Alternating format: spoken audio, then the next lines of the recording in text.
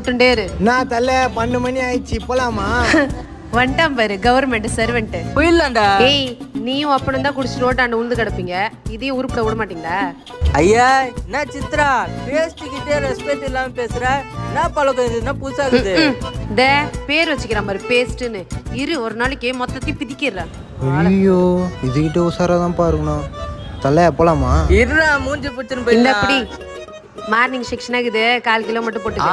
பார்த்தல சித்ரானா சித்ரா தான். இதோ பாரு அக்காண்ட பெரிய கறி சொல்லிக்கிறேன், துண்டு ஒழுங்கா வீட்டுல போய் தூங்கு.